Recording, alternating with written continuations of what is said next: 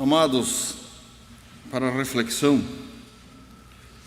e por gratidão à palavra de Deus, faremos a reflexão bíblica dessa noite no Salmo 124, que eu peço que os irmãos trouxeram suas Bíblias, abram e acompanhem a leitura desse Salmo, que fala muito aos corações dos crentes e do povo de Deus há muitos séculos e tem tudo a ver com o que nós celebramos essa noite, que é a gratidão ao nosso Deus.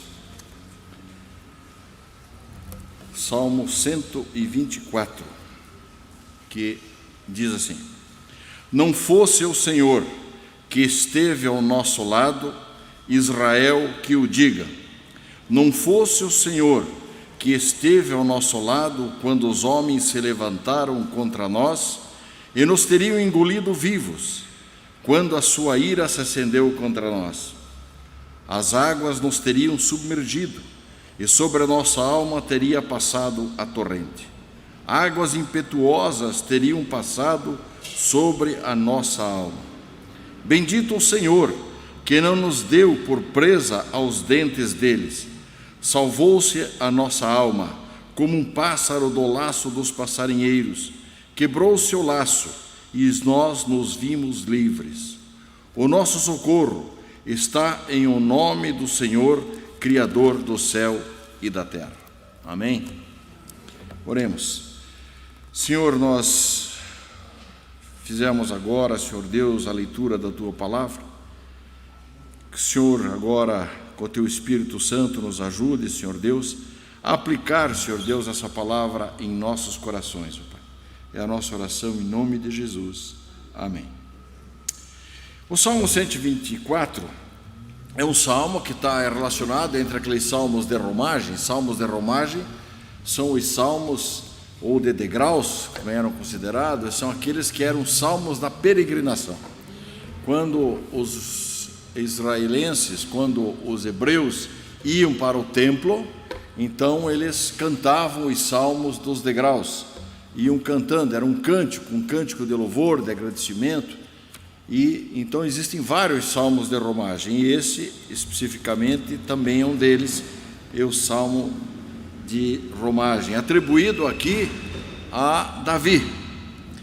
E esse salmo expressa claramente aqui o reconhecimento de Davi pela mão salvadora de Deus sobre a vida dele, e aqui também é um reconhecimento sobre a vida de todo o povo de Deus e de seus eleitos. Nós podemos aqui relacionar alguns episódios que teriam motivado Davi a fazer esse salmo. Nós podemos citar o episódio mais conhecido de Davi, que é a luta de Davi com Golias.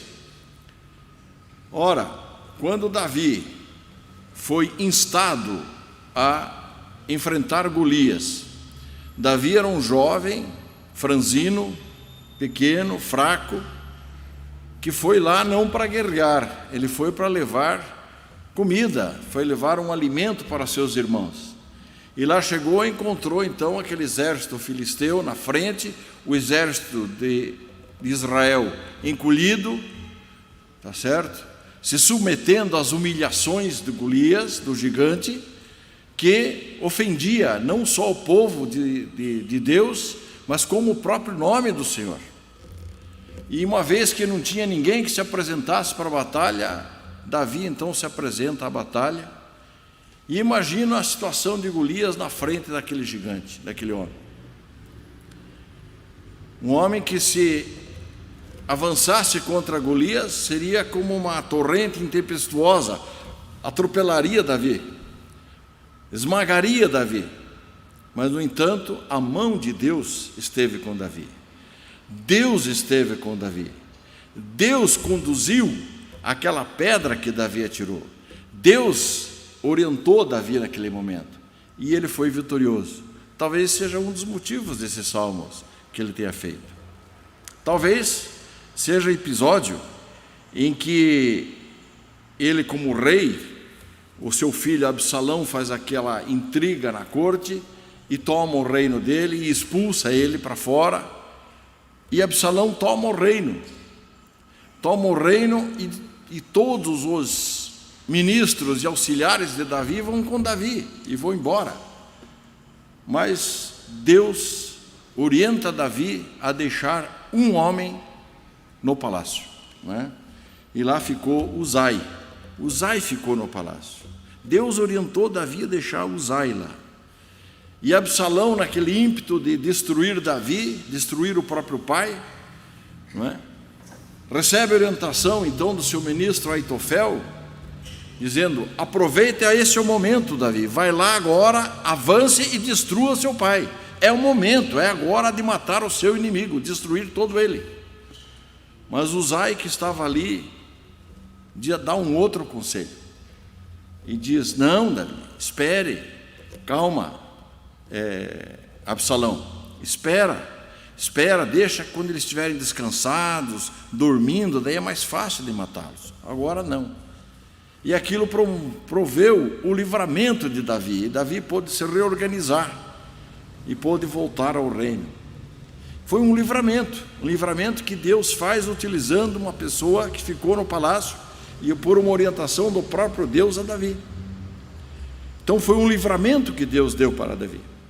E talvez seja um dos muitos episódios em que Deus promoveu o livramento dele. E por isso ele escreve esse salmo tão belo, não é? Que dizendo esses livramentos. Quando nós analisamos esse ano de 2020, que já está findando, e olhamos para trás, nós podemos agir de várias maneiras. Eu tenho escutado tantas coisas. Alguns dizem: foi um ano perdido. Outros: não quero mais lembrar desse ano, eu quero que fique em branco, não quero mais saber desse ano, nem lembrar do ano de 2020. Eu não gostaria que desistisse 2020. Então, temos fatos, lembranças amargas do ano, é verdade. Mas também temos motivos de alegria. Temos coisas de alegria, de vitórias que tivemos esse ano, não é? Deus nos permitiu muitas coisas alegres, não é? Reuniões, festas alegres, cultos, tempos de liberdade, não é? Isso nos impulsiona a memória, às vezes na direção da nostalgia, às vezes na direção de uma coisa alegre que nos motiva a seguir adiante. Às vezes nós lembramos muito de coisas tristes, alguns entes queridos que nós perdemos esse ano, mas também temos lembranças marcantes, não é? Lembro de nascimento de filhos, de casamentos, de vitórias, de novos empregos, de novos desafios, de conquistas, superação de obstáculos, e essa é a nossa vida. Essa é a vida do peregrino. E nós não podemos nunca nos esquecer que nós somos peregrinos nessa terra. Nós não pertencemos a este mundo. Nós pertencemos ao mundo de Deus. Nós pertencemos ao reino de Deus. Nós somos apenas peregrinos nesta terra.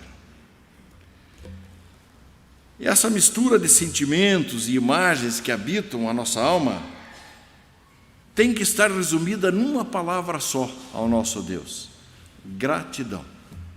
Graças a Deus. O Salmo 124 é esse salmo, é um cântico que relaciona experiências do passado com motivos de alegria, de gratidão e de esperança. Fala do livramento de Deus, fala aqui da proteção de Deus. O Espírito Santo nos ensina a olhar para esse salmo e olhar para os atos de Deus na história, quando nós encontramos aqui ânimo para a nossa peregrinação. Se precisarmos, aquele que precisa de motivação para prosseguir, não deve desperdiçar o seu tempo com livros de autoajuda, com conselhos, com frases de efeito, mas volte-se para a métrica do Espírito Santo que nos ensina neste salmo. Vejamos o que nos ensina esse salmo, que é um salmo de gratidão. Começamos aqui vendo: não fosse o Senhor que esteve ao nosso lado, Israel que o diga. Ah, não fosse o Senhor que estivesse conosco. Não fosse o Senhor, Deus ao seu lado. Davi aqui recorda o seu passado, dos versos 1 a 5. Ele diz: não fosse o Senhor que esteve ao nosso lado, Israel que o diga. Não fosse o Senhor que esteve ao nosso lado, quando os homens se levantaram contra nós, e nos teriam engolido vivos, quando a sua ira se acendeu contra nós. As águas nos teriam submergido, e sobre a nossa alma teria passado a torrente. Águas impetuosas teriam passado sobre a nossa alma. Águas impetuosas.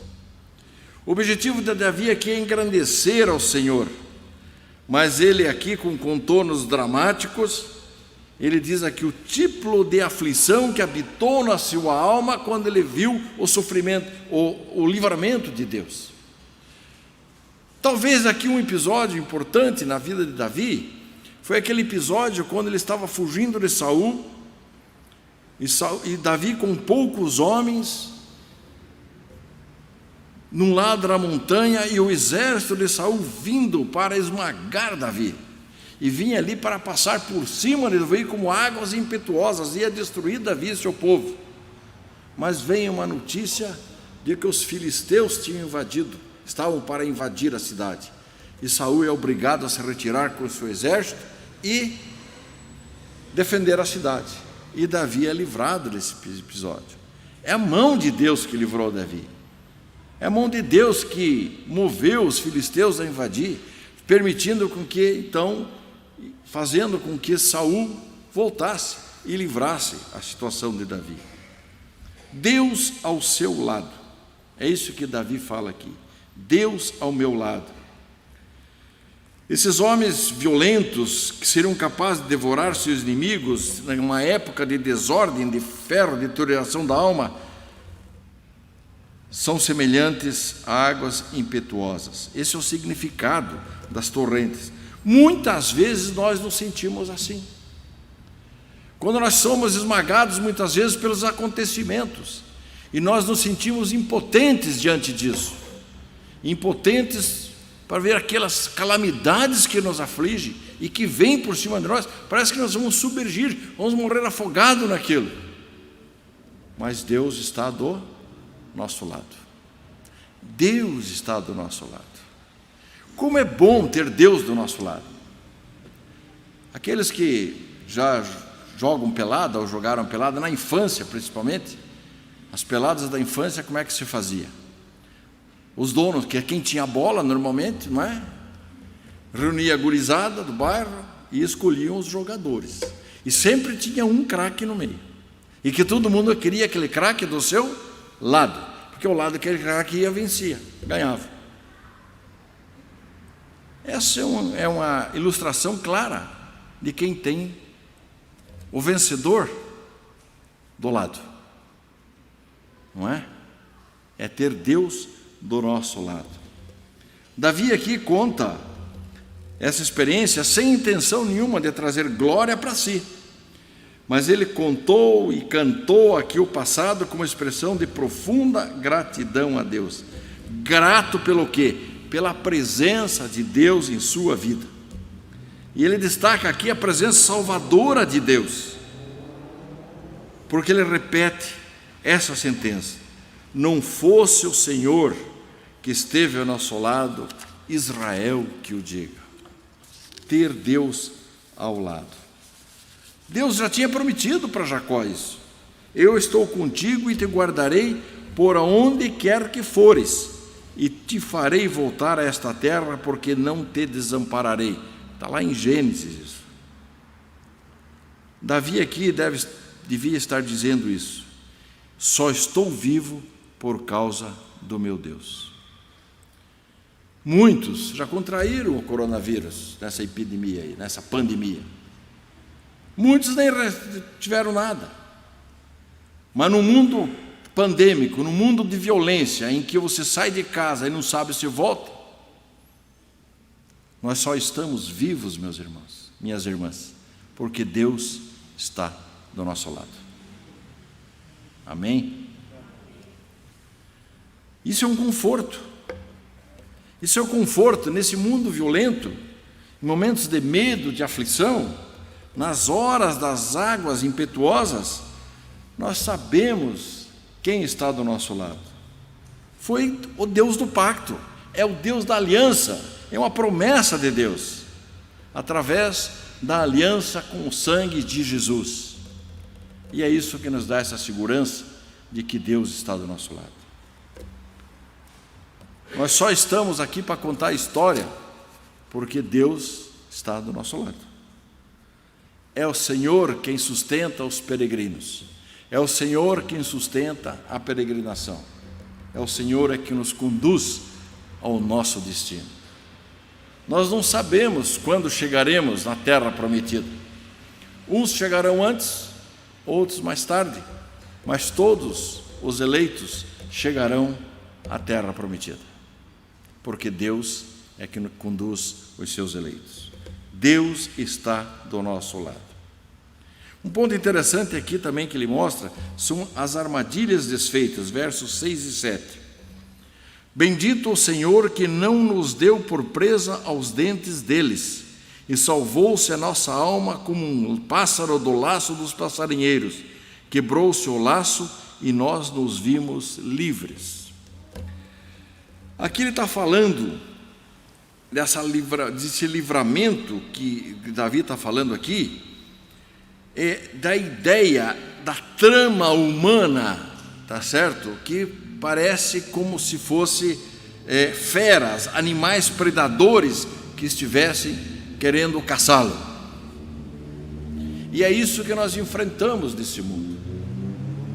Não podemos perder de vista e nunca esquecer que o mundo jaz no maligno.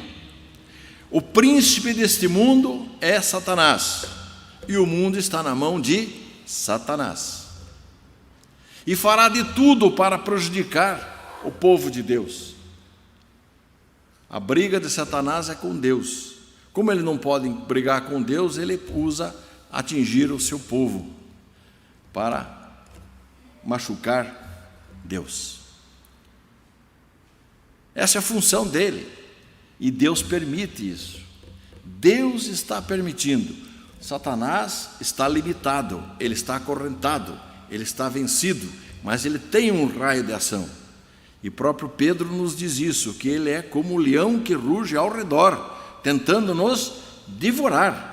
E isso significa usar armadilhas, insinuações, malícias, calúnias, todo meio que ele utiliza para denegrir, para atingir o crente. São armadilhas que ele coloca no nosso caminho. Laço de passarinheiro, armadilha do passarinheiro, isso que ele fala. Armadilha de passarinheiro, hoje, mas os mais velhos sabem disso, nós fazíamos com uma madeirinha, né, tinha uma cola natural, lembra? Pegava aquela madeira com cola, punha em cima, o passarinho vinha ali e ficava grudado, não é isso? Nós pegávamos o passarinho dessa forma. Era a diversão da época, não tinha internet, não tinha joguinho, não tinha nada disso, né? Não tinha videogame, mas era assim que nós fazíamos, e nos divertíamos dessa forma. Laço do passarinheiro, armadilhas para pegar o passarinho, não é? Davi aqui, vendo esse desmonte dessas armadilhas que o tempo inteiro Satanás colocou na frente dele, e os seus inimigos vinham para destruí-lo, e Deus o livrava dessas armadilhas. Quando ele perdia as forças, Deus intervia e mudava a sorte de Davi. Por isso nós também, na nossa caminhada, na nossa peregrinação, nós temos que louvar a Deus todos os dias. Louvor de gratidão, porque é o Senhor que está nos sustentando, está nos conduzindo, apesar de todas as armadilhas que enfrentamos diariamente, a todo momento. Deus tem dado o livramento a nós, aos nossos filhos, aos nossos entes queridos. É Deus que nos livra, não é? quando olhamos para o passado, podemos encontrar memórias de tempos nebulosos, muitas vezes. Houve um tempo que nós estávamos presos, sem vida, amarrados. Mas quem libertou o homem das amarras do pecado? Deus. Jesus Cristo veio ao mundo, derramou o seu sangue, livrou os eleitos da amarra do pecado e nos deu a salvação eterna. Basta ver lá na carta de Paulo aos Efésios, não é? E está bem explicado no capítulo 2 essa situação, de como Deus procedeu o livramento do povo, como Deus a salvação. Salvação em Cristo Jesus. Tem graça maior do que essa para dar louvor, gratidão a Deus? Tem motivo maior do que esse? Você ter a certeza de que você vai para o reino dos céus? Tem coisa melhor do que agradecer? Podemos agradecer de várias maneiras, agradecer pela saúde, agradecer pelos bens materiais, pelo emprego, por um monte de situações. Mas a maior graça é a graça salvadora, a maravilhosa graça. Acabamos de cantar a maravilhosa graça aqui. Graça salvadora de Jesus Cristo. Isso é um motivo de gratidão que nós temos que louvar diariamente.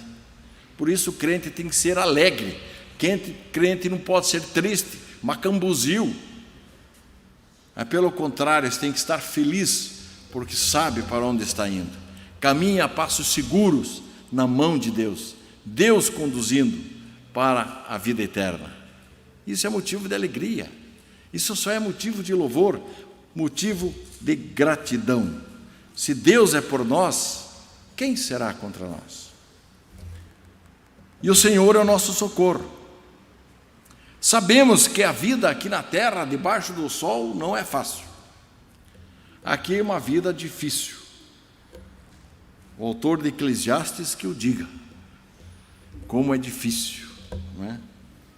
E até o dia da restauração, quando Jesus Cristo voltar e for a consumação dos séculos, nós temos que conviver com isso, com armadilhas, com dificuldades, peregrinando, como o povo peregrina no deserto.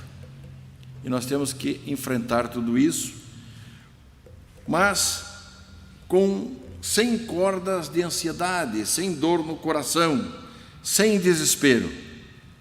E é desta forma que Davi então deveria cantar esse salmo com o seu povo quando ia para o templo, em alegria, dizendo gratidão a Deus, que está conosco, é o nosso Salvador e nos livra das armadilhas.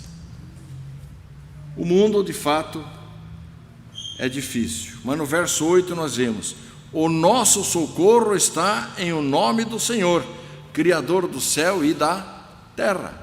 O nosso socorro virá de Deus, Criador, o Deus Criador. O Deus Criador não perde o controle. O Deus Criador tem o domínio pleno de tudo o que acontece. Nenhum fio cairá da sua cabeça, da nossa cabeça, se Deus não permitir. Nada acontece sem a permissão de Deus. Nada acontece que frustre os desígnios do Senhor. O socorro certo, nas horas calamitosas da existência, vem do nosso Criador e Redentor. Agora, o nosso Deus Todo-Poderoso, que se revela nas Escrituras, não é alguém imóvel, abstrato, como fala a vã filosofia grega. O Deus que se revela aqui é o Deus Pai, Pai do nosso Senhor Jesus Cristo. Ele é o nosso socorro bem presente nas tribulações. Não é isso? Nós estamos cansados? Estamos. Foi um ano difícil? Tem sido. Vamos longe ainda. Pelo jeito, vamos longe ainda. A peregrinação, de fato, é extenuante. Muitos desgastes ainda virão. Porém, nós temos aí uma nuvem imensa de testemunhas, não é? Que sobreviveram. não pela sua capacidade, nem pelo seu denodo, mas sobreviveram e sobrevivem pela graça do Senhor. Pessoas que se voltam para Deus recebem a graça. E essas pessoas que oram e agradecem, foi transformado nessa métrica aqui.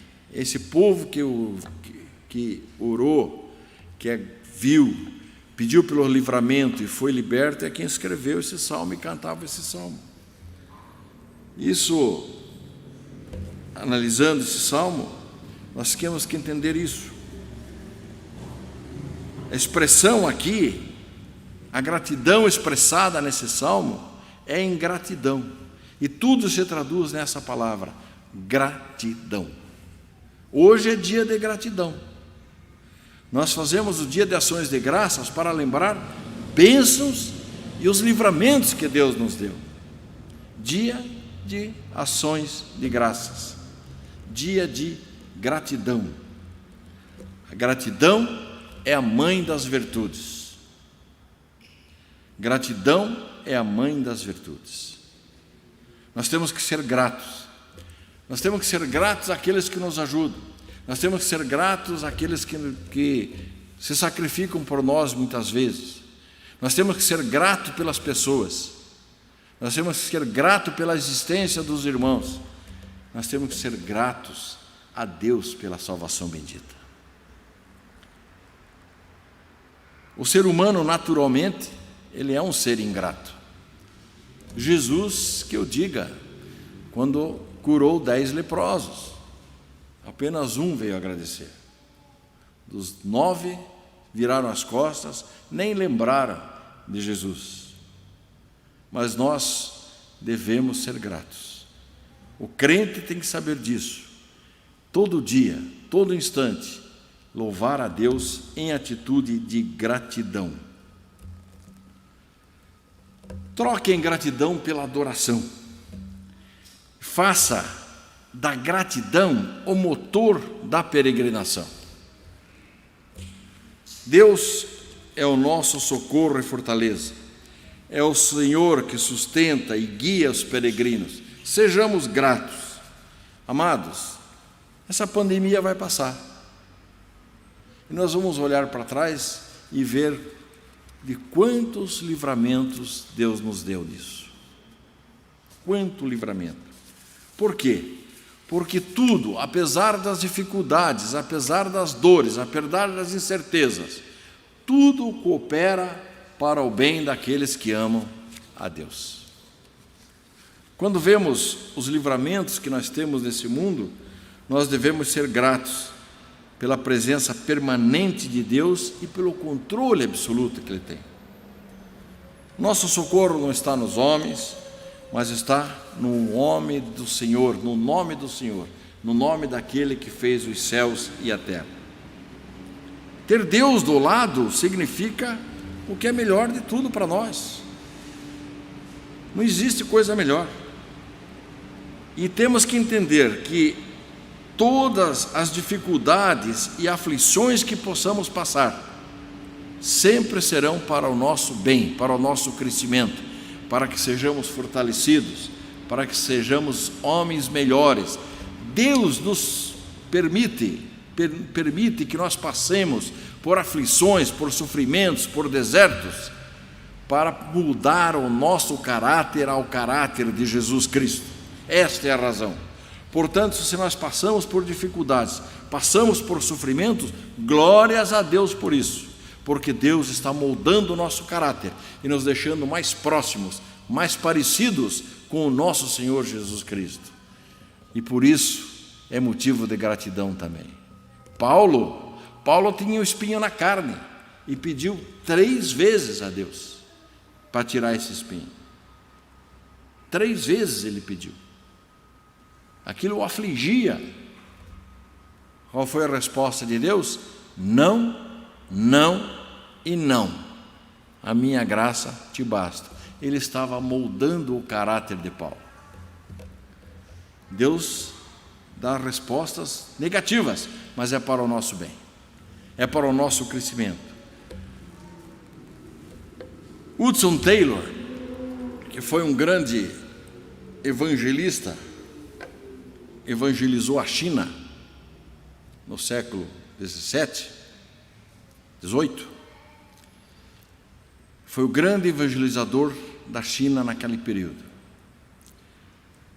Ele tem uma frase que ele diz assim: aprender o que Deus quer nos ensinar no meio da dificuldade é mais importante do que sair da dificuldade.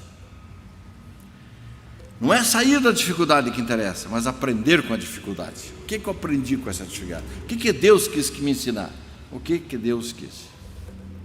Hudson Taylor que fala isso, grande evangelizador, inglês, que tem uma frase também bem interessante, que ele dizia: Deus ama muito os chineses, tanto que fez muitos deles, certo?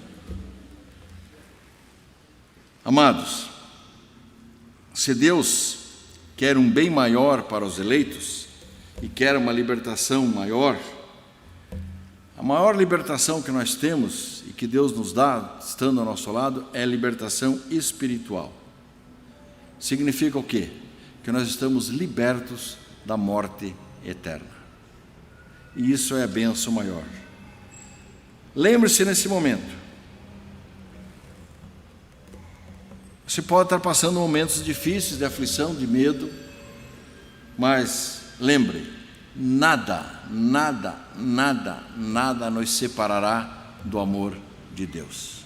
Deus nos ama, tá certo? Por isso, todo instante, todo momento, em tudo nós devemos dar graças. Que esse seja um dia de lembrança das graças e das misericórdias de Deus em nossas vidas. Amém? Que Deus nos abençoe.